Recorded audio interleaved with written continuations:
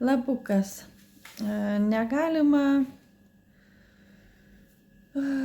Negalima daryti 3 dalykus.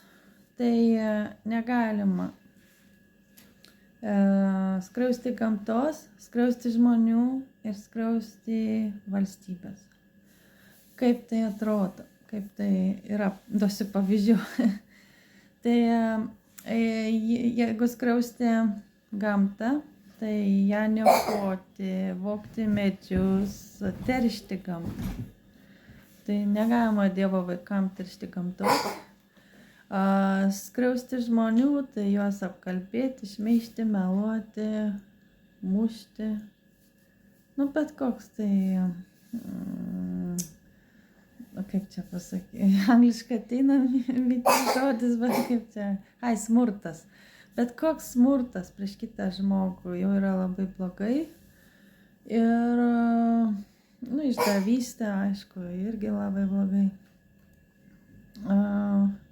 Ir skriauda valstybė, kai mes nusukam mokesčius, kai mes nedamokam mokesčių, kai mes norim nuslėpti savo statusą, savo piniginį statusą, savo šeimininį statusą, savo lytį, savo amžių ir taip toliau. Kai mes kažką meluojam valstybei, tai jau yra blogai. Tai yra 3 didelės nuodėmės, dėl kurių, pirmam, kai yra skriausti gamtą, tai nebūtinai skriausti, gali būti gamtos garbinimas, tai irgi yra blogai, nes Dievas yra prieš gamtos garbinimą. Nes Dievas yra tas aukščiausiasis, kuris turi būti garbinamas, ne kokios žvaigždės, kurios jis sukūrė, ne kokia jūra, kuris jis sukūrė. Nes viską, ką Dievas sukūrė, yra regima. Aišku, mes Dievą pačią nematom, bet tai buvo kažkas aukščiau žvaigždžių, aukščiau jūros, aukščiau mėnulio ar saulės ar dar kažkokių dangaus kūnų.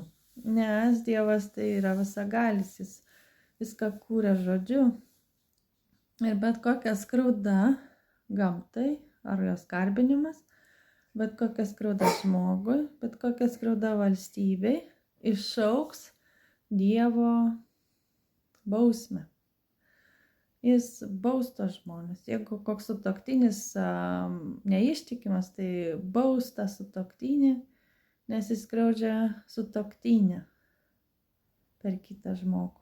Ačiū už dėmesį. Sakė, ate.